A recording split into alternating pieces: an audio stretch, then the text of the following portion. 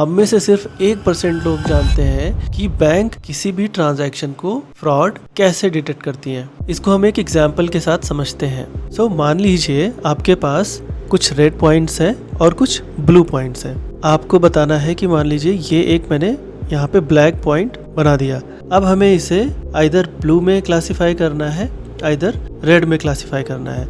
आप कैसे करेंगे ये चीज? आप डेटा को देखकर क्विक गेस लगा सकते हैं कि हम इसके क्लोजेस्ट पॉइंट्स को चेक करेंगे। आपने एक सर्कल ड्रॉ किया इस ब्लैक पॉइंट के अराउंड। आपने इस सर्कल में देखा कि इसके नेबर्स क्या है, तो आपके ब्लू नेबर्स हैं 3 और रेड नेबर्स हैं 1। तो आपने डिसाइड किया कि this new dot is most likely blue. ठीक है, इसी तरीके से मान लीजिए मैंने यहाँ पे एक नया पॉइंट ड्रॉ किया, फिर हमने एक यहाँ पे सर्कल ड्रॉ किया इस तरह से। इस वाले सर्कल में ब्लू डॉट्स हैं वो कितने हैं? 1 और रेड डॉट्स कितने हैं?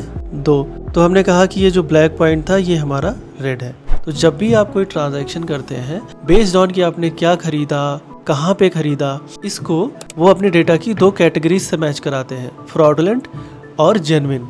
जिधर भी आपका ट्रांजैक्शन लाई करेगा वो उस कैटेगरी से उसको फ्लैग कर देते हैं। तो याद रखें, जब भी हम किसी डेटा पॉइंट का लेबल उसके नेबर्स के काउंट के हिसाब से बताते हैं, इसी को हम KNN या के नियरेस्ट नेबर एल्गोरिथम कहते हैं। यहाँ पर एक और इंटरेस्टिंग चीज है कि हम नंबर ऑफ नेबर्स कैसे डिसाइड करें। तो आप कमेंट में लिखें KNN and I will tell you how to do that. So that's it for today's episode. See you tomorrow.